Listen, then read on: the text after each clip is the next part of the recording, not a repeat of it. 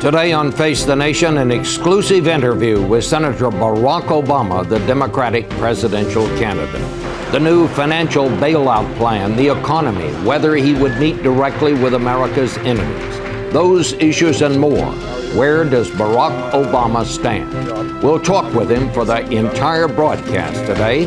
Then I'll have a final word on a fine day at the University of Mississippi. But first, Senator Barack Obama, only on Face the Nation.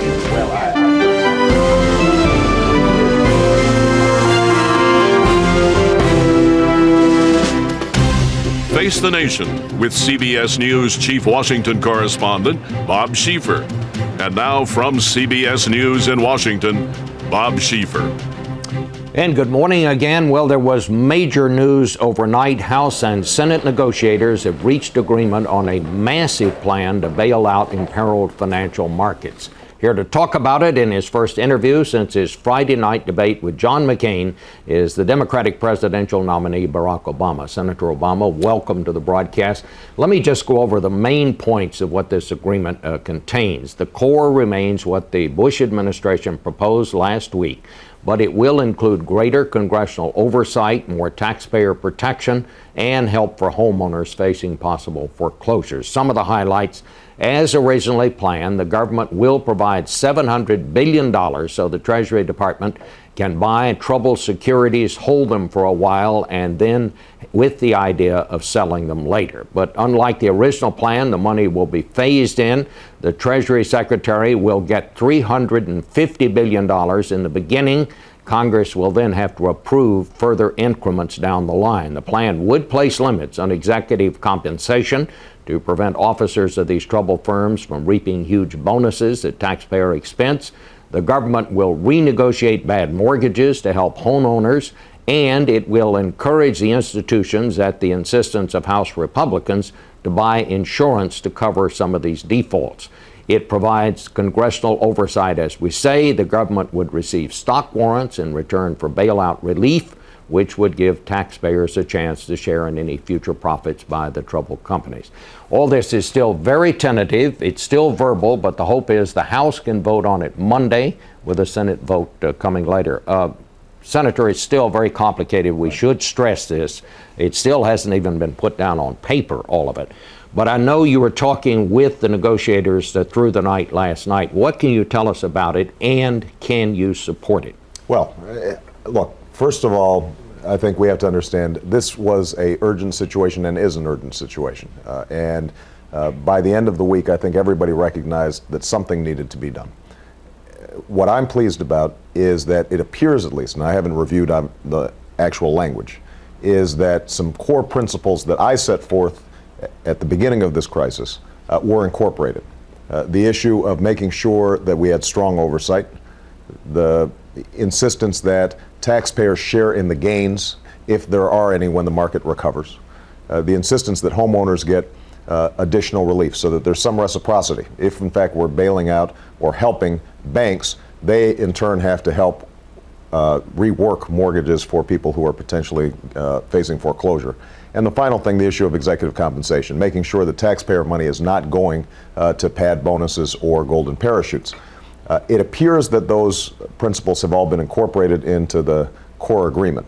And I'm going to be reviewing the language over the next day to make sure that those provisions actually stick. Ultimately, I believe that we have to get something done. And so if I feel that those are meaningful provisions that provide some constraints on how the Treasury operates, and this is not going to be welfare for Wall Street, then my inclination is to support it, because I think Main Street is now at stake. This could affect every sector of the economy. If the credit crisis continues or worsens, then suddenly small business people can't make their payroll. You have large businesses who can't sell corporate debt, which could bring the entire economy to a grinding halt. The last point I want to make on this is we have to remember how we got here. Not so much to allocate blame as to understand the choices that are going to face the next president.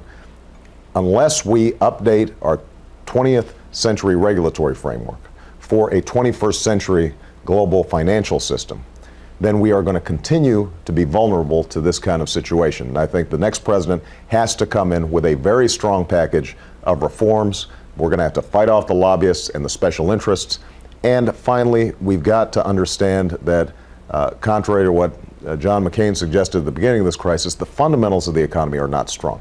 And some of the root causes of this crisis have to do with the day-to-day struggles that ordinary people are going through with flat wages and incomes, but constantly increasing costs. That puts pressure on them to take out more debt, to use home equity loans, to try to refinance. It created an environment in which this kind of crisis potentially could occur. So as it stands now, from what you understand about it, you will support this? As it stands now, if the four principles that I laid out 10 or 12 days ago are in fact contained in a meaningful way, the taxpayer protection, the investor participation of taxpayers, the corporate or the CEO compensation issues, as well as the homeowner assistance. If those are contained, my inclination would be to vote for it, understanding I'm not happy about it. We should have never gotten into this place in the first place, and I think this is a final verdict on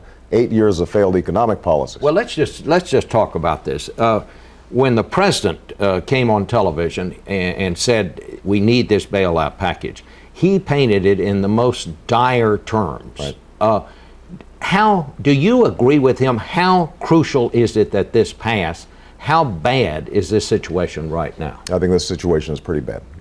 Look, you're always dealing with probabilities in this kind of situation. You don't know exactly how the market might react. You don't know, since you've got worldwide actors doing all kinds of things. But think about it. I mean, we had the largest bank failure in our history, and it wasn't even the major news that day. It gives you a sense of how fundamentally our financial system is being restructured as we speak. If you have a situation where credit markets lock up, then, as I said before, businesses who are making stuff and hiring people and have nothing to do with Wall Street, suddenly they're imperiled. So it is as serious, you agree with the president's assessments, it's as serious as he said it was. I agree that this is probably the most serious financial crisis we faced since the Great Depression. And what we can't do is do nothing.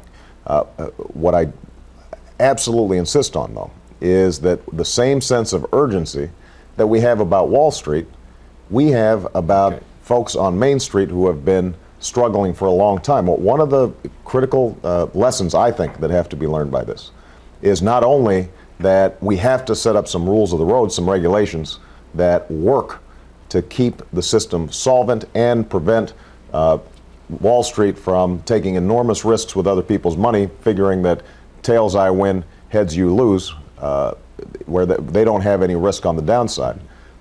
But the second thing that we have to learn is that if you think about how this all started, subprime lending, you've got homeowners who ultimately could not make payments on their homes. And that's an indication of the degree to which family budgets have been under huge stress for years now. And we haven't been paying much attention about it because the theory's been, well, as long as those at the top are doing well, prosperity is somehow going to trickle down. Let me ask you this. You and Senator McCain took very different approaches to this. Right. He suspended his campaign. He called for a big summit meeting in Washington. Right. You stood back a little bit at that point. Now that this, it looks like they've gotten some agreement, should Senator McCain be getting the credit here for forcing these people back to the negotiating table? No. Look, here are the facts. For 2 weeks, I was on the phone every day with Secretary Paulson and the congressional leaders, making sure that the principles that have ultimately been adopted were incorporated into the bill. I mean, if you think about it, those items that you mentioned at the top of the show, none of those were in the president's provisions. They are identical to the things I called for the day that Secretary Paulson released his package. That, I think, is an indication of the degree to which, when it comes to protecting taxpayers, I was pushing very hard and involved in shaping those provisions. But understand this, the important thing here is making sure that we don't have a photo op session, because this is serious. What- We should not have been here in the first place. And I think the critical debate that we're going to have between myself and Senator McCain moving forward is, how do we prevent this kind of thing from happening again? And the problem with Senator McCain's positions generally have been that, for all his talk about being a maverick and wanting to reform the system, he is supported on economic policy George Bush more than 90% of the time. His differences on other issues with the president he likes to tout, but they don't have to do with this fundamental economic theory that helped to get us into this mess in the first place. And if we're going to get out, then we've got to fundamentally change course. This was obviously the first topic, as it should have been, in the debate Friday night. This is your first time to talk about the debate since then. How do you think it went? Well, I think that the country had a chance to look at two very contrasting visions about where the country needs to go. Senator McCain, on economic policy, fundamentally agrees with George Bush. I mean, up until this recent crisis, as recently as March, when I was calling for a fundamental overhaul of the regulatory system on Wall Street, Senator McCain was saying I'm basically a deregulator. On taxes, he has wanted to continue Bush's policies and, in fact, wants to double down on them. So you've got essentially a continuation, when it comes to John McCain, of the policies of the last 8 years. He'll talk about earmarks, but that's not a fundamental shift in our basic economic theories. What I've said is, we've got to completely reverse course. We've got to have economic growth from the bottom up. And that means that my tax cuts, for example, are going to the 95% of Americans who are struggling every day, as opposed to providing additional tax cuts to corporations that are doing very well. So you had a fundamental shift or contrast in terms of where we need to take the economy. And on foreign policy, likewise, there really wasn't any indication that Senator McCain wanted a significant shift from George Bush's foreign policy. And I think we need to end the war in Iraq, refocus attention on Afghanistan, initiate tough diplomacy, but recognize that on a whole host of issues, from nuclear proliferation to hunting down terrorists, that we've got to enlist and mobilize the support of the world. So I think what we see is that the American people are going to have a very clear choice come November. All right. We're going to take a break here and come back and talk about some of that in more detail in just a minute.